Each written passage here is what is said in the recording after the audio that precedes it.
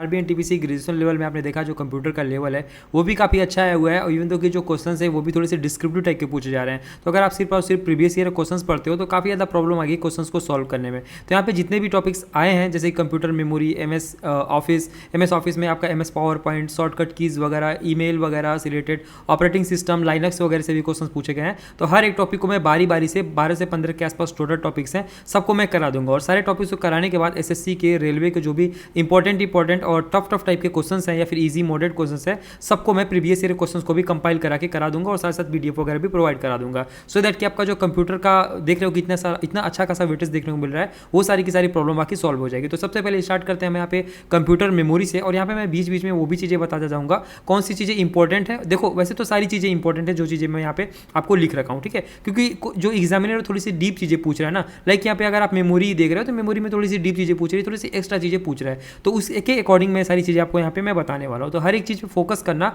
और हो सके तो आप नोट्स वगैरह भी यहाँ से चाहो तो बना सकते हो।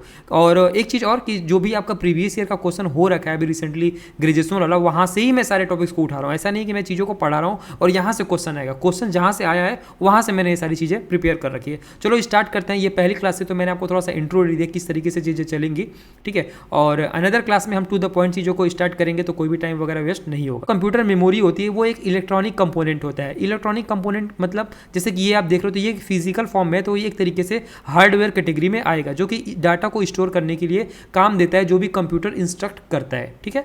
अब ये एक कंप्यूटर के ब्रेन स्पेस की तरह होता है जो कि टेम्पोररी भी होता है और परमानेंट भी होता है। मतलब कि आपको यहाँ पे जो कंप्यूटर की मेमोरी है वो दो टाइप से देखने को मिलेगी। एक तो कुछ मेमोरी ऐसी होंगी जो कि टेम्पोररी होंगी, कुछ ऐसी मेमोरी होंगी जो कि डाटा को परमानेंट रखती होंगी, स्टोर करती होंगी, ठीक है।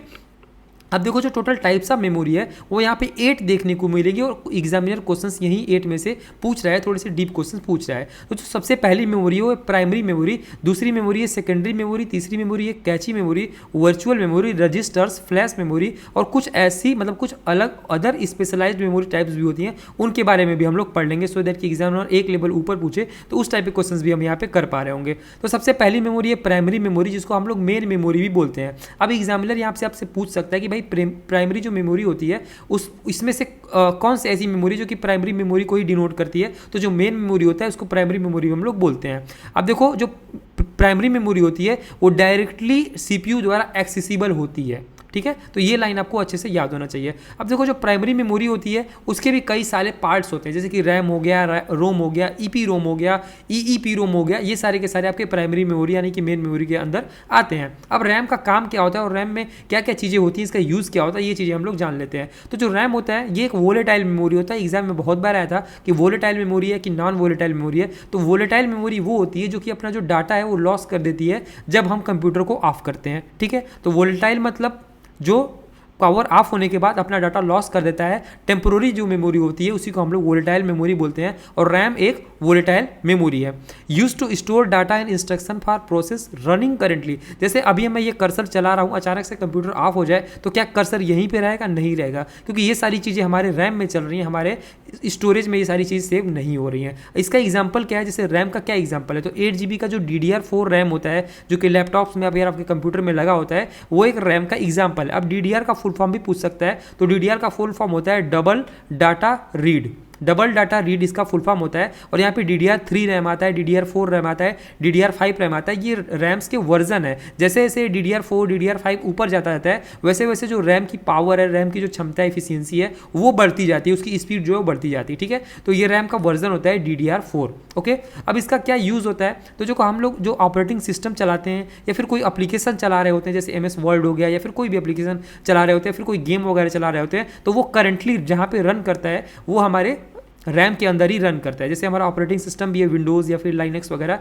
ये सब कुछ हमारे रैम के अंदर ही लाइव का मतलब करंटली रन करता है। टेम्प्रोरी स्टोरेज है ये, जो कि एक्टिव डाटा यानी कि अभी जो एक्टिव चीज़ें चल रही हैं इन सारी चीज़ों को ये स्टोर टेम्प्रोरी कर रहा होता है। Faster than secondary memory. देखो हमने सेकेंडरी मेमोरी के बारे में अभी डिस्कस नहीं किया है कि सेकेंडरी मेमोरी क्या होता है, लेकिन जो रैम होता है या फिर जो हमारी प्राइमरी मेमोरी होती है वो हमारे सेकेंडरी मेमोरी से ज़्यादा फास्ट होती है। The more RAM you have the more program you can run simultaneously without slowing down the system. देखो अगर हमारे पास 2-2 GB का कोई ऐसा प्रोग्राम चलाना है जो कि 2 GB का एक और प्रोग्राम चलाना है जो कि 2 GB का है, एक और प्रोग्राम चलाना है जो कि 2 GB का है। तो मतलब हमारे पास जितना बड़ा रैम रहेगा, जितना उसकी ज़्यादा क्षमता रहेगी, उतना ही ज़्यादा हम प्रोग्राम्स को एक साथ चला पाएंगे, ठीक है, और हमारा कंप्यूटर भी स्लो नहीं होगा। तो यही रैम का हमारा काम होता है। अगली जो मेमोरी है वो है रोम रीड ओनली मेमोरी। देखो ये रैम से किस तरीके से अलग है ये हम लोग बात कर लेते हैं। ये एक नॉन वोलेटाइल मेमोरी होती है और हमने पढ़ा कि जो वोलेटाइल मेमोरी होती है उसका डाटा टेम्पोररी होता है, तो इसका अपोजिट नॉन वोलेटाइल हो जाएगा। मतलब इसमें जो डाटा सेव रहता है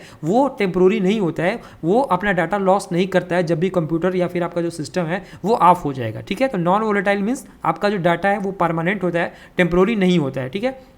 अब देखो रोम क्या होता है भाई, ठीक है, इसके लिए बहुत ज़्यादा स्टूडेंट कंफ्यूज होते हैं। तो आप यहाँ पे एक डायलॉग बॉक्स देख रहे होगे, जब भी हम लोग कंप्यूटर ओपन करते हैं तो इस तरीके का एक डायलॉग बॉक्स आपको कुछ सेकंड के लिए देखने को मिलता है। ये आपका कंप्यूटर में इंस्टॉल्ड फर्मवेयर होता है, और जो आपका फर्मवेयर होता है, जैसे हमारा ऑपरेटिंग सिस्टम होता है विंडोज 7, विंडोज 8, विंडोज 10, ये सब कुछ क्या होता है, आपका ऑपरेटिंग सिस्टम होता है। लेकिन जब आप नया कंप्यूटर खरीद के लेके आओगे, उसमें मान लो कोई ऑपरेटिंग सिस्टम नहीं पड़ा हुआ है, फिर आपने उसमें से ऑपरेटिंग सिस्टम आपने डिलीट कर दिया, लेकिन उसमें एक इस तरीके का जो आप डायलॉग बॉक्स में ये सारी की सारी चीज़ें देख रहे हो ना, इसको आप नहीं कर सकते। इसको हम लोग फर्मवेयर बोलते हैं, जो कि आपकी जो कंपनी होती है ना वो इंस्टॉल करके देती है। तो ये कहां पे इंस्टॉल होता है, तो आपके हार्ड डिस्क में इंस्टॉल नहीं होता है, ये आपके रैम में इंस्टॉल नहीं होता है, ये आपके रोम के अंदर इंस्टॉल होता है, ठीक है। तो जो आपका फर्मवेयर कहां पे इंस्टॉल होता है, तो आपके रोम में इंस्टॉल होता है, जो कि सिर्फ और सिर्फ रीड ओनली मेमोरी होती है। इसको आप रीड कर सकते हो, इसमें आप कोई भी चीजें राइट नहीं कर सकते, इसमें आप कुछ भी लिख नहीं सकते, ठीक है। और जो मदरबोर्ड होता है, इस पे ही आपका रोम यानी कि बायोस जो चिप होता है वो इंस्टॉल्ड होता है, ठीक है। बायोस का फुल फॉर्म आपको मैं लास्ट में बता दूंगा कि बायोस का फुल फॉर्म क्या होता है। जितने भी फुल फॉर्म इसमें आपको देखने को मिलेंगे वो आपको मैं लास्ट में बता दूंगा कौन कौन से फुल फॉर्म किसके किसके होते हैं, ताकि एग्जामिनर जो है वो इसका फुल फॉर्म भी पूछे तो आप उसको बता पाओ, ठीक है। तो जो मदरबोर्ड होता है उस पर ही आपका रोम, रैम, आपका जो प्रोसेसर वगैरह होता है, माइक्रो चिप्स वगैरह होते हैं, सब कुछ इंस्टॉल होता है, ठीक है। अब इसका यूजेस क्या होता है, तो जो आपका फर्मवेयर है मैंने आपको ऑलरेडी बता रखा है, वो इसी रोम के अंदर इंस्टॉल होता है। बूटिंग प्रोसेस, जब आपका कंप्यूटर स्टार्ट होता है तो वो बूट होता है, ठीक है, वो आपको सेल्फ डायग्नोस भी करता है कि आपके कंप्यूटर में क्या क्या प्रॉब्लम है, तो वो सारी चीज़ें आपके रोम के अंदर ही इंस्टॉल्ड होती हैं। ROM can not be easily modified, it's design to be read. मतलब रोम को हम लोग मॉडिफाई नहीं कर सकते। रोम में ये जो डाटा आप देख रहे हो ना, इसको हम लोग मॉडिफाई नहीं कर सकते, ये सिर्फ और सिर्फ रीड करने के लिए होता है, इसको राइट नहीं किया जा सकता, ठीक है। अगला जो स्टोरेज है वो है पी रोम। पी रोम का मतलब क्या है, प्रोग्रामेबल रीड ओनली मेमोरी। यहाँ आप जो वर्ड है इससे ही क्लियर हो जा रहा है कि इसको हम लोग प्रोग्राम कर सकते हैं, ठीक है। लेकिन देखो क्या है कि रोम और पी रोम में ज़्यादा डिफरेंस नहीं होता है। यहाँ पे ये रोम आप देख रहे हो और ये पी रोम देख रहे हो, इसमें सिर्फ एक डिफरेंस होता है कि इसको आप राइट कर सकते हो। लेकिन जब मान लो कि कोई कंपनी है उसमें आप वो पहली बार ऐसा फर्मवेयर उसमें जब इंस्टॉल करेगी तो वो तो ब्लैंक रहेगा, तभी तो ऐसा फर्मवेयर इंस्टॉल करेगी। तो जब वो ब्लैंक रहता है, कोई भी रोम जब ब्लैंक रहता है तो उसको हम लोग पी रोम बोलते हैं। और जब उसमें डाटा इंस्टॉल हो जाता है, जब उसमें फर्मवेयर इंस्टॉल कर देती है कंपनी पहली बार, तब वो बन जाता है रोम। बस इतना ही डिफरेंस होता है रोम में और पी रोम में। जैसे कि एग्जाम्पल इसका hardware firmware chips program during manufacturing. जब मैन्युफैक्चर होता है आपका कंप्यूटर तो फर्स्ट टाइम जो फर्मवेयर उसमें इंस्टॉल किया जाता है तो वो आपके पी रोम में किया जाता है, उसके बाद वो रोम बन जाता है, ठीक है। वंस प्रोग्राम, और जब इसको एक बार प्रोग्राम कर दिया जाता है तो इसका डाटा चेंज नहीं होता है। अगला जो है ईपी रोम है, इरेजेबल प्रोग्रामेबल रोम, या फिर ईईपी रोम यानी इलेक्ट्रिकली इरेजेबल प्रोग्रामेबल रोम। देखो इन दोनों में भी कोई ज़्यादा डिफरेंस नहीं है, बस एक छोटा सा डिफरेंस है। जैसे ये पुराने टाइम में आता था, यहाँ पे ऑलरेडी लिख रखा है कि जो ओल्डर बायोस चिप्स होते थे, ये इसका एग्जांपल है, वो ईपी रोम होते थे। इसी तरीके से जो अभी मॉडर्न बायोस चिप्स हो रहे हैं वो क्या है, चिप्स हैं, वो सारे के सारे ईपी रोम है, ईईपी रोम है, ठीक है। तो इनमें जो मेजर डिफरेंस है ये है कि दोनों को ही हम लोग रीप्रोग्राम कर सकते हैं, लेकिन इसको रीप्रोग्राम करने के लिए यूवी लाइट की जरूरत पड़ती थी, और जो अभी लेटेस्ट वाला ईईपी रोम आ रहा है इसको रीराइट करने के लिए या फिर रीप्रोग्राम करने के लिए इलेक्ट्रिकली हम लोग इसको इरेज या फिर इलेक्ट्रिकली इसको रीप्रोग्राम कर सकते हैं। इसका एग्जांपल था ओल्डर बायोस चिप्स, और इसका यूज़ क्या था, डेवलपमेंट ऑफ फर्मवेयर। जैसा कि मैंने आपको ऑलरेडी बता रखा है, जो कि रोम होता है उसमें मेनली फर्मवेयर ही इंस्टॉल होता है जो कि आपकी कंपनी करती है, ठीक है। और ईपी रोम का भी यूज़ वही होता है, बायोस इन मॉडर्न पीसी, इसका जो यूजेज है, और फ्लैश मेमोरी या फिर जो यूएसबी ड्राइव्स होती हैं ये इसका एग्जाम्पल है। देखो ये रैम से स्लोअर होता है लेकिन नॉन वोलेटाइल होता है। नॉन वोलेटाइल मतलब आपको पता ही है, ये टेम्पोररी मेमोरी नहीं होता है, ये परमानेंट मेमोरी होता है। इसमें का डाटा आप डिलीट नहीं कर सकते, या फिर जो आपका कंप्यूटर है वो स्विच ऑफ होने पे इसका जो डाटा है वो डिलीट नहीं होता है। ठीक है, तो ये सारी चीज़ें आपको समझ में आ गई। और एक और चीज़ की जो इसका स्टोरेज है वो काफ़ी स्मॉल होता है। ठीक है, जैसे कि आपका रैम वगैरह होता है उससे काफ़ी स्मॉल होता है, क्योंकि इसमें सब एक छोटा सा जो आपको बेसिक सॉफ्टवेयर है ना, ये फर्मवेयर, वही सिर्फ इसमें इंस्टॉल रहता है, इसमें कुछ बड़ा इंस्टॉल नहीं रहता है। अब देखो सेकेंडरी स्टोरेज की बात कर लेते हैं, यानी कि सेकेंडरी मेमोरी की बात कर लेते हैं। स्टोरेज देखो यहाँ पे आप देख रहे होगे, एक है SSD यानी सॉलिड स्टेट ड्राइव, और दूसरा है HDD यानी हार्ड डिस्क ड्राइव। दोनों में सबसे इंपॉर्टेंट जो मेजर डिफरेंस है वो यही है कि ये जो है ये थोड़ा फास्टर होता है और ये बहुत ज़्यादा स्लोअर होता है, जो कि पुराने टाइम में आता था। लेकिन स्लोअर है तो ये सस्ता भी होता है, चीप भी होता है, और ये फास्टर है तो ये महंगा भी होता है। लेकिन दोनों का काम एक ही होता है कि ये आपका जो परमानेंट कि आपको जो फोटो है, वीडियोस है, या फिर कोई भी आपका डाटा है, इसको सेव करने के लिए, परमानेंटली सेव करने के लिए इन दोनों ड्राइव का यूज़ किया जाता है। या फिर जो आपका ऑपरेटिंग सिस्टम है, या फिर आपने जो सॉफ्टवेयर वगैरह इंस्टॉल किया है, ये सारा का सारा कहाँ पे इंस्टॉल होगा, तो आपका जो सॉलिड स्टेट ड्राइव यानी कि जो आपका हार्ड डिस्क है, या फिर आपका जो सेकेंडरी मेमोरी है, ये एक नॉन वोलेटाइल मेमोरी होता है, जो कि परमानेंट मेमोरी होता है। इसमें ही आपका फोटो,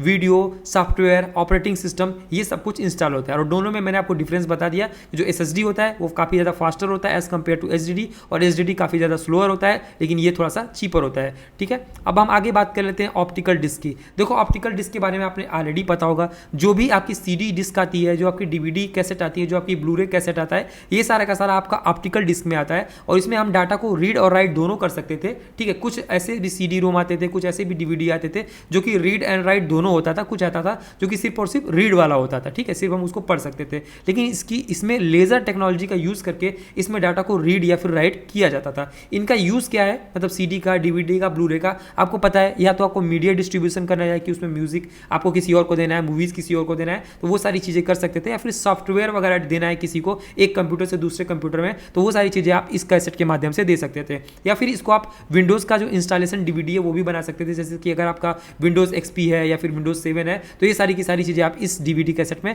इंस्टॉल कर सकते थे। जैसे कि विंडोज़ XP काफ़ी छोटा था तो उसको आप CD रोम में इंस्टॉल कर सकते थे। लेकिन जैसे विंडोज़ 7 है, ये 1.7 GB 1.8 GB का होता है, तो इसके लिए आपको इस DVD की जरूरत पड़ती थी पुराने टाइम में। अभी तो आप इन सबको फ्लैश ड्राइव यानी कि जो आपका पेन ड्राइव है उसमें भी स्टोर कर सकते हो। तो इनका यही यूज़ था। मैग्नेटिक टेप क्या होता है, देखो मैग्नेटिक टेप बहुत ज़्यादा सस्ता होता था। आपको पता है कि जो LTO है एग्जाम्पल, यानी लेनर टेप, जो मतलब कि आपको जो कैसेट्स वगैरह आती थी ना, उनमें ही जो वो पत्ती सी परत होती है ना ब्लैक कलर की, उसको ही मैग्नेटिक टेप बोलते हैं। ठीक है, लार्ज स्केल डाटा बैग से बहुत बड़ा जो कोई डाटा है तो उसको रखने के लिए आप मैग्नेटिक टेप का पहले टाइम में यूज़ होता था, और एचिवल स्टोरेज वगैरह के लिए भी इसका यूज होता था। और LTO यानी कि लाइनर टेप ओपन कार्टिलेज जो होती हैं वो इसका एग्जांपल हो जाएगा। यानी ये पुराने टाइम में यूज़ होता था, अभी यूज़ नहीं होता, लेकिन फिर भी एग्जामिनर इस क्वेश्चन को पूछता है। USB फ्लैश ड्राइव, देखो जो पोर्टेबल फ्लैश ड्राइव मेमोरीज होती हैं, लाइक कि जो आपकी मेमोरी कार्ड है, USB ड्राइव 64 GB की सैंडिस्क वगैरह, ये सब USB फ्लैश ड्राइव में आती हैं। इनका क्या यूज़ होता है, तो डाटा ट्रांसफर करने के लिए दो डिवाइसेस के बीच में इनका यूज़ होता है। पोर्टेबल स्टोरेज होता है, यानी कि छोटा सा होता है, इसको आप यहाँ से वहाँ ले जा सकते हो। नॉन वोलेटाइल एंड ड्यूरेबल होता है, मतलब कि इसका जो डाटा होता है, ऐसा नहीं कि आपने फोटो रख दिया और उसके बाद कंप्यूटर दोबारा स्टार्ट किया तो फोटो डिलीट हो गया, ऐसा तो होता नहीं है। इसलिए ये नॉन वोलेटाइल, और नॉन वोलेटाइल का मतलब ये परमानेंट मेमोरी होता है। Memory card same to same, जिस तरीके से आपका USB फ्लैश ड्राइव है उसी तरीके से आपकी मेमोरी कार्ड भी होती है, ये भी सेम टू सेम होता है। इसके बारे में पढ़ने की आपको जरूरत नहीं है। जो देखो सबसे इंपॉर्टेंट है वो है आपकी कैची मेमोरी। भाई देखो कैची मेमोरी क्या होती है, cache memory is a small very fast storage inside a very close to the CPU। ये CPU के बिल्कुल पास लगा होता है। इसको पढ़ना बहुत इंपॉर्टेंट है क्योंकि इससे क्वेश्चंस आ रहे हैं, और कितने टाइप की कैची मेमोरी होती है ये भी मैं आपको बता देता हूँ।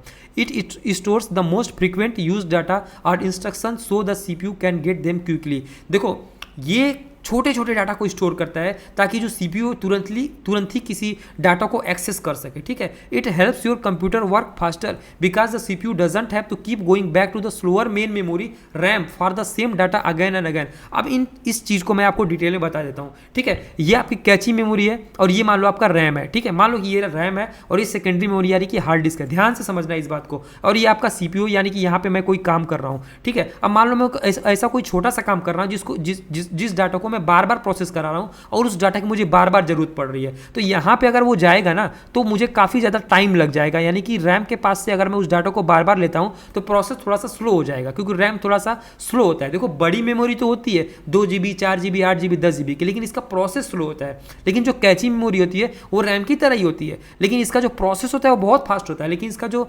स्टोरेज होता है वो काफ़ी कम होता है, KB में होता है, MB में होता है, 8 MB 10 MB का होता है, लेकिन इसका प्रोसेस बहुत ज़्यादा फास्ट होता है। तो जो हमारा CPU जब डिटेक्ट करेगा कि भाई मुझे जो प्रोसेस है ना वो काफ़ी फास्ट यहाँ से ही मिल रहा है, तो वो यहाँ पे ना जाके यहाँ से ही पूरा का पूरा प्रोसेस वो वापस ले लेता है, मतलब कैची मेमोरी से ही वो अपना काम चला लेता है। ठीक है, आप समझ गए? मतलब सर सिंपल सी इतना है कि कोई प्रोसेस मैं बार बार कर रहा हूँ, उसकी मुझे बार बार जरूरत पड़ रही है, जिसका जो कि काफ़ी छोटा डाटा है, तो उसको कैची मेमोरी से ही CPU काम चलाता है, प्राइमरी मेमोरी तक उस डाटा को ले जाने की जरूरत नहीं पड़ती है। समझ गए? यानी कि रैम तक ले जाने की जरूरत नहीं पड़ती है। लेकिन जब कैची मेमोरी से काम नहीं चलता है, मान लो कि वो काफ़ी बड़ा गेम वगैरह हम लोग खेल रहे हैं, तब हमें प्राइमरी मेमोरी यानी रैम की जरूरत पड़ती है। ठीक है, छोटा डाटा के लिए कैची मेमोरी से ही कंप्यूटर काम कर लेता है, जो कि बहुत फास्ट होती है। अब जो कैची मेमोरी होती है ना, ये 3 पार्ट में डिवाइड होती है, जैसे कि L1 कैची, L2 कैची और L3 कैची। ठीक है, अब इनका क्या यूज़ होता है? बहुत ही सिंपल है। ये सबसे स्मॉलेस्ट होता है L1 कैची, जो कि 64 KB पर कोर होता है। ठीक है, और इसका यूज़ क्या होता है? Store frequently use instruction. ठीक है, अब देखो जो L2 कैची होता है ये slightly larger slower then L1, यानी कि जो जैसे जैसे यहाँ पे L1 L2 L3 बढ़ता जाएगा ना, इसका जो साइज है वो तो बढ़ता जाएगा, लेकिन इसका जो स्पीड है ना वो घटता जाएगा। यानी L1 जो है वो सबसे ज़्यादा फास्ट है और जो L3 है वो सबसे ज़्यादा स्लो है, लेकिन इसका जो साइज है वो 8 MB से 64 MB के बीच होता है। इसका साइज 512 KB से कुछ KB के बीच होता है, कुछ MB के बीच होता है, और ये जो L1 होता है वो 64 KB पर कोर होता है। ये चीज़ आप ध्यान में रख लेना। अब L1 L2 और L3 कैची किस तरीके से काम करते हैं वो हम लोग बात कर लेते हैं। जैसा कि मैंने आपको यहाँ पे ऊपर में समझाया था, बिल्कुल ईजिली समझाया था ना, कि जो छोटा डाटा होता है जिसका मुझे बार बार जरूरत पड़ता है, CPU उसको कैची मेमोरी से ही काम चला लेता है। लेकिन कैची मेमोरी में अगर हमने यहाँ पे मैं आपको डायग्राम बना के बता देता हूँ। मान लो कि ये कैची मेमोरी है, ठीक है, और कैची मेमोरी में ही कोई हम 3 पार्ट में डिवाइड कर देते हैं। ठीक है, L1 L2 और L3। देखो ये L1 हो गया, ये L2 हो गया और ये L3 हो गया। देखो यार, एग्जामिनर कहीं से पूछेगा तो आप क्वेश्चन को इजीली कर पाओगे और आपको चीज़ें बिल्कुल बेसिक से समझ में आ जाएंगी। ठीक है, अब जैसे मैंने आपको बताया कंप्यूटर यहाँ से डाटा ले रहा है एज कम्पेयर टू कि वो यहाँ से ले रहा है, ताकि काम जल्दी हो जाए। इसी तरीके से L1 बहुत फास्ट है, लेकिन इसका जो स्पेस है बहुत कम है। L2 उससे स्लो है और L3 उससे भी स्लो है। मान लो कोई बहुत ही छोटा डाटा है, लेकिन जिसका मैं प्रोसेस बार बार करा रहा हूँ, जिसको मैं बार बार CPU से कंप्यूटर से पूछ रहा हूँ, ठीक है, या फिर बार बार उस डाटा का यूज़ करना चाहता हूँ, तो CPU क्या करेगा? L1 बहुत छोटा है लेकिन बहुत ही ज़्यादा स्पीड इसकी तेज है। ठीक है, तो L1 से ही बार बार प्रोसेस करेगा, मुझे L2 के पास जाने की जरूरत नहीं पड़ेगी। अगर वो डाटा ज़्यादा बड़ा होता है तब वो L1 से बाईपास होकर L2 के पास जाएगा, और L2 से भी वो काम नहीं हो पाएगा तब वो L3 के पास जाएगा, और L3 से भी काम नहीं हो पाएगा तब वो जाएगा मेरे रैम के पास। समझ गया? मतलब कि कोई डाटा मैं अगर बार बार प्रोसेस कराता हूँ, उसका साइज बहुत छोटा है, तो वो काम मेरा L1 से ही हो जाएगा, जो कि सबसे ज़्यादा फास्टेस्ट होता है। और मेरा डाटा अगर बड़ा है तब वो L2 के पास जाएगा, और उससे भी बड़ा डाटा है जो कि L2 से नहीं हो पा रहा है तब वो L3 के पास जाएगा, और इन तीनों से नहीं हो पा रहा है, मतलब L3 से नहीं हो पा रहा है वो काम, तब जाके वो मेरा रैम से काम की जरूरत पड़ेगी, जो कि स्लो होता है, लेकिन ये ज़्यादा इफिशियंट है बड़े काम को करने के लिए। आप समझ गए? तो ये काम होता है भाई कैची मेमोरी का, और ये जो साइज मैंने बता दी इसको आप अच्छे से याद करें, क्योंकि ये ज़्यादा इंपॉर्टेंट है। और boost performance in multi core operations, यानी कि जो बड़े बड़े काम होते हैं उनके लिए ये बूस्ट करता है। ठीक है, तो ये चीज़ होती है। अब देखो जो वर्चुअल मेमोरी है ना, आपने रिसेंटली बहुत सारे एंड्रॉयड फोन्स देखे होंगे जिसमें लिखा होता है 6 GB प्लस 2 GB रैम। ठीक है, तो ये जो 2 GB होता है ना, वो एक्चुअल में रैम नहीं होता है, वो आपकी वर्चुअल मेमोरी होती है, जो कि कंपनी वालों ने आपको बेवकूफ़ बनाने के लिए दिया होता है। लेकिन इसका काम भी होता है। कैसे होता है? जैसे कि आपका जो कंप्यूटर अगर उसका रैम फुल हो जाता है, आपका कंप्यूटर में 6 GB रैम लगा है और आपको 7 GB का डाटा प्रोसेस करा रहे हो, ठीक है, 7 GB का कोई प्रोग्राम आप चला रहे हो, तो आपका रैम तो फुल हो गया, लेकिन 1 GB वो कहाँ से लाएगा? तो आपका जो हार्ड डिस्क है ना, उसमें ही से ही उसका ही एक्स्ट्रा मेमोरी को वो रैम की तरह यूज़ करेगा, और आपका रैम 8 GB बना देगा वर्चुअली। तो आपका जो प्रोग्राम है उसको लगेगा कि भाई मुझे तो 8 GB का रैम मिल गया है, अब मैं चल सकता हूँ। ठीक है, लेकिन वो चलेगा, लेकिन वो देखो 8 GB रैम की बात तो अलग है, क्योंकि आपको मैंने ऑलरेडी बता रखा है ना, जो रैम होता है वो क्या होता है? वो प्राइमरी स्टोरेज होता है, और जो आपका SSD या फिर हार्ड डिस्क होता है वो आपका सेकेंडरी स्टोरेज होता है, और जो आपका प्राइमरी स्टोरेज होता है वो सेकेंडरी स्टोरेज से बहुत ज़्यादा फास्ट होता है। यानी कि अगर आप सेकेंडरी स्टोरेज को प्राइमरी स्टोरेज में कन्वर्ट करोगे तो कन्वर्ट तो हो जाएगा, 8 GB रैम तो बन जाएगा, लेकिन वैसा काम नहीं करेगा जैसा आपका रैम काम करता है। आपका काम चल जाएगा लेकिन वैसा काम नहीं करेगा जैसे कि आपका 8 GB का रैम काम करेगा। तो इसीलिए वर्चुअल मेमोरी को इंट्रोड्यूस किया गया कि भाई आपका एटलीस्ट काम चल जाए अगर आपके पास एग्जैक्टली उसने GB का रैम आपके पास नहीं है, ठीक है। लेकिन जो आपका विंडोज़ है या फिर लाइनक्स है, जब वो वर्चुअल मेमोरी बनाता है तो वो फाइल कुछ कहीं पे सेव होती है। तो वो फाइल कहाँ पे सेव होती है आपसे एग्जामिनर पूछ सकता है। तो पेज फाइल डॉट SYS करके एक फाइल होती है, वहाँ पे सारा डाटा आपका सेव होता है अगर आपका वर्चुअल मेमोरी बनता है, आपका रैम कम पड़ता है। लाइनक्स में स्वैप पार्टीशन करके फाइल है, वहाँ पे जाके आपका वो डाटा सेव होता है। तो यही चीज़ें थी जो कि आप यहाँ से देख सकते हो, वर्चुअल मेमोरी का यही काम होता है। अब देखो रजिस्टर्स, ये बहुत ही ज़्यादा इंटरेस्टिंग चीज़ें भाई बनती जा रही हैं। जैसे कि मैंने आपको बताया था ऊपर के साइड में कि ये हो गया भाई आपका रैम जो कि बहुत बड़ा होता है लेकिन बहुत स्लो होता है। उसके बाद भाई आया था कैची। कैची में क्या था, L1 था, L2 था और साथ ही साथ L3 था, ठीक है। अगर यहाँ पे काम नहीं होता है तब यहाँ पे जाएगा, यहाँ पे काम नहीं होता है यहाँ पे जाएगा, और यहाँ पे भी काम नहीं होता तो यहाँ पे जाएगा। लेकिन इससे भी फास्ट एक स्टोरेज हमें देखने को मिलता है, वो है हमारा रजिस्टर, जो कि हमारे डायरेक्ट CPU के अंदर ही लगा होता है, ठीक है। यहाँ पे लिखा भी हुआ है कि ये जो एक टीनी स्टोरेज होता है जो कि CPU के अंदर लगा होता है। They hold small amount of data that CPU is working on right now. ये बहुत ही small amount of data save करता है जिसपे CPU उस टाइम पे पर्टिकुलरली काम कर रहा होता है। They are the fastest type of memory in a computer. तो एग्जामिनर पूछ सकता है कि भाई कि कंप्यूटर का सबसे फास्टेस्ट मेमोरी कौन सा है, तो आप रैम लगा के मत आ जाना, आप कैची लगा के मत आ जाना, आपको रजिस्टर वहां पे क्लिक करना है, ठीक है। स्टोर नंबर्स, अब देखो ये क्या क्या सेव करता है, तो ये नंबर सेव करता है, एड्रेस सेव करता है, और कुछ इंस्ट्रक्शंस जो होते हैं टेम्प्रोरी CPU के द्वारा दिए जाते हैं उसको ये स्टोर करता है।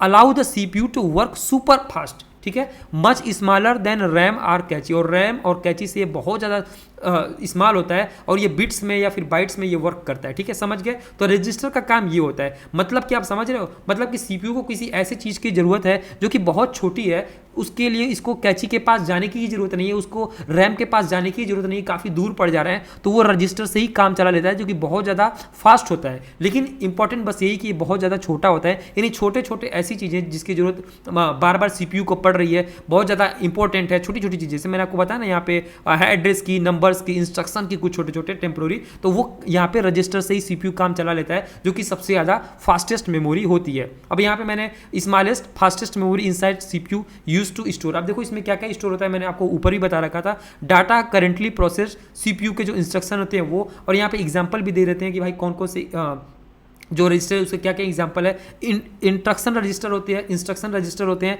प्रोग्राम काउंटर होते हैं, ये दो एग्जांपल है आपके रजिस्टर के। अभी यूजेस मैंने आपको बता दिया, इमीडिएट डाटा मैनिपुलेशन, तुरंत डाटा कोई चाहिए छोटा मोटा है तो वो सब कुछ आपके रजिस्टर से CPU ले लेता है। Detail, crucial for CPU operations usually in bytes or bits, मतलब बहुत ज़्यादा इसका जो डाटा है ना वो छोटा होता है, जैसे कि मैंने आपको ऊपर दिखाया था ना, लाइक कि कोई कैलकुलेशन है, छोटा जो नंबर्स वगैरह, एड्रेस वगैरह है, ये सब कुछ बिट्स या फिर बाइट्स में होते हैं, उसके लिए रजिस्टर का यूज करके जो CPU वो काम चला लेता है। अब रजिस्टर में और कैची में डिफरेंस क्या होता है, मैंने आपको ऑलरेडी बताया कि ये immediate data for CPU instruction के लिए वर्क करता है, CPU का जो इंस्ट्रक्शन होता है इमीडिएट डाटा के लिए, छोटे छोटे जो डाटा होते हैं उनके लिए काम करता है। और जो कैची होता है वो फ्रीक्वेंट रैम डाटा को टेम्पोररी स्टोर करना, जैसे कि जो रैम में बार बार, जैसे कि रैम ही काम करता है लेकिन रैम में जो बार बार डाटा प्रोसेस हो रहा है उसको कैची स्टोर कर लेता है और वो बार बार CPU को प्रोसेस कराता रहता है, भेजता रहता है। तो यही डिफरेंस होता है मेजर रजिस्टर में और कैची में, ठीक है। तो यहाँ पे मैं चीज़ों को आपको बेसिक से और सिंपल वे में बताया ताकि आपको चीज़ें याद हो जाए। अब देखो यहाँ पे फ्लैश मेमोरी है, फ्लैश मेमोरी तो बिल्कुल सिंपल होता है, जैसे कि आपको पता ही है, जैसे कि पोर्टेबल जो स्टोरेज है, लाइक कि जो आपका USB ड्राइव है, SSD है, SD कार्ड है, ये सब आपका फ्लैश मेमोरी कार्ड होता है। और इसका यूज़ क्या होता है भाई, तो पोर्टेबल स्टोरेज है और आप इसको बूटेबल ऑपरेटिंग सिस्टम जो होता है उसका, आपका जो ऑपरेटिंग सिस्टम होता है उसको बूटेबल भी बना सकते हो अपने फ्लैश मेमोरी में, ठीक है। और faster than traditional HDD and has no moving part, और ये जो आपका ट्रेडिशनल हार्ड डिस्क ड्राइव होता है उससे थोड़ा सा ये फास्ट होता है आपका जो फ्लैश मेमोरी होता है। तो आपको यही याद रखना है। इसी तरीके से क्वेश्चन पूछ रहा है एग्जाम में कि जो आपका फ्लैश मेमोरी होता है क्या वो HDD से फास्ट है या फिर स्लो है, इसका क्या यूज होता है, क्या इसमें हम ऑपरेटिंग सिस्टम को बूटेबल बना सकते हैं, ये सब क्वेश्चन इसमें पूछता है। Other specialized memory type, CMOS memory, देखो ये थोड़ा सा एक्स्ट्रा है, हालांकि यहाँ से क्वेश्चन पूछते नहीं है। देखो ये बायोस सेटिंग को स्टोर करता है CMOS मेमोरी, ठीक है। इसका यूज़ क्या होता है, जो आपका सिस्टम क्लॉक होता है, आपको पता होगा जो आपका कंप्यूटर होता है वो बंद होकर जब दोबारा चालू होता है, आप इवन दो कि आप उसमें UPS लगाए हो या नहीं लगाए हो, लेकिन फिर भी आपको जो क्लॉक है वो चलता रहता है, क्योंकि उसका जो क्लॉक है ना वो क्लॉक का जो स्टोरेज है वो कहाँ पे होता है, वो सीमॉस मेमोरी में होता है। आपका जो बायोस कॉन्फ़िगरेशन का जो कॉन्फ़िगरेशन स्टोर होता है वो कहाँ पे होता है, सीमॉस मेमोरी में होता है, ठीक है। और उसके बाद जो आता है लास्ट में वो है भाई ग्राफिक मेमोरी और साथ साथ एनवी रैम। देखो ग्राफिक मेमोरी के बाद में बारे में आपको पता होगा, जो भी अगर आप गेम्स वगैरह खेलते हो या फिर बड़े बड़े लाइक कि 3D रेंडरिंग वगैरह करते हो, मॉडलिंग वगैरह सारी चीज़ें करते हो या फिर गेमिंग्स वगैरह, उनमें ग्राफिक मेमोरी की जरूरत पड़ती है। यहाँ पे 8 GB का एग्जाम्पल दे रखा है कि भाई 8 GB GDDR6 भी रैम होता है इन जीपीयू में, वो ग्राफिक मेमोरी का एक एग्जाम्पल है, ठीक है। ये टेक्सचर जो टेक्सचर्स होते हैं उनको स्टोर करने के लिए, frame buffers for graphic rendering वगैरह के लिए इसका यूज होता है। तो ये उतना कॉमन नहीं है, इससे क्वेश्चंस नहीं आते हैं, फिर भी आप इसको एक बार देख लो। NV RAM non volatile RAM होता है भाई, यहाँ पे नाम से ही पता चल रहा है नॉन वोलेटाइल रैम होता है। एग्जाम्पल पूछता है कि भाई नॉन वोलेटाइल रैम कौन सा है, तो एनवी रैम जो है वो नॉन वोलेटाइल रैम है। इट वर्क्स लाइक रैम, ये रैम की तरह वर्क करता है, fast and easy to access but doesn't forget everything when your computer shut down. मतलब जब आपका कंप्यूटर बंद हो जाएगा तो ये आपके डाटा को इरेज नहीं करता है, खत्म नहीं करता है। लेकिन एनवी रैम भाई यूज कहाँ पे होता है, तो आपका जो बायोस सेटिंग है उसको प्रिजर्व करने के लिए इसका यूज़ होता है। लेकिन सबसे ज़्यादा जो इंपॉर्टेंट है इसका यूज़ वो होता है आपके जो वाईफाई राउटर होता है उसमें एनवी रैम लगा होता है, जो आपका प्रिंटर होता है उसमें लगा होता है, या फिर इसी टाइप के जो अदर डिवाइसेस होते हैं उनका कन्फिग्रेशन याद करने के लिए भाई कि भाई आपने जो कन्फिगर कर दिया आपका जो प्रिंटर है कि भाई इस टाइप का पेज निकालेगा, ठीक है। या फिर आपका जो एसी है या फिर इस तरीके से जो रूटर्स वगैरह होते हैं आपने जो सेटिंग कर दिया, वो सारा का सारा डाटा परमानेंट रहने के लिए आपको एनवी रैम की जरूरत पड़ती है, ठीक है। एग्जांपल्स भी दे रखा है एसएसडी, सर्टेन हार्डवेयर कंट्रोल्स वगैरह, इसके एग्जांपल्स हैं। अब देखो यहाँ पे रियल लाइफ सिनेरियो हम देख लेते हैं कि भाई यार रियल लाइफ में ये जो स्टोरेज है डिवाइसेस वो कैसे वर्क करते हैं। मान लो आपने एमएस वर्ड ओपन किया, ठीक है, तो सीपीयू क्या करेगा, CPU reads instruction from registers and cache. CPU instruction को रीड करता है रजिस्टर से और कैची से। वर्ड कहाँ पे लोड होता है, रैम से लोड होता है फॉर फास्टर एडिटिंग। अगर रैम आपका फिल हो जाता है तो क्या करेगा, आपका कंप्यूटर एसएसडी को वर्चुअल मेमोरी की तरह कन्वर्ट कर देगा और आपका काम हो जाएगा। आपका जो फाइल होता है वो सेव कहाँ पे होता है, रैम रोम में तो सेव नहीं होता है भाई, वो आपके एसएसडी में सेव होता है या फिर हार्ड डिस्क में सेव होता है, जो कि सेकेंडरी स्टोरेज होता है। तो सेकेंडरी स्टोरेज अच्छे से याद कर लेना भाई, सेकेंडरी स्टोरेज क्या होता है। BIOS in ROM started all this during bootup. जब आप बूट करते हो कंप्यूटर को तो जो आपका बायोस है वो रोम में स्टार्ट होता है। अब मुझे लास्ट में आप एक एग्जांपल बता दो जो कि नॉन वोलेटाइल मेमोरी है, कमेंट बॉक्स में, ताकि मुझे पता चले कि जो भी मैंने आपको चीजें बताई वो आपके माइंड में आ गई या फिर नहीं आ गई। जितने भी टॉपिक्स हैं सबको मैं एग्जाम से पहले कंप्लीट करा दूंगा और पीवाईक्यू भी कंप्लीट करा दूंगा। देखो अभी जितनी चीजें बता रहा हूँ ये सारी की सारी इंपॉर्टेंट है और ढंग से चीजों को पढ़ लेना, ठीक है। इसमें मैंने कुछ ईजी चीजें बताई है, मॉडरेट चीजें बताई है और हार्ड चीजें भी बताई है। और मैं आपको हर वीडियो में बताता हूँ कि कोई भी एग्जाम जब आता है उसमें क्वेश्चन आते हैं तो ईजी, मॉडरेट और हार्ड तीनों टाइप के क्वेश्चन वहाँ पे देखने को मिलते हैं। और कमेंट बॉक्स में आपको टेलीग्राम चैनल का लिंक मिल जाएगा। और बाकी वीडियो को अच्छी लगी तो आप लाइक वगैरह कर सकते हो, ठीक है। और चैनल को चाहो तो यार सब्सक्राइब भी कर सकते हो।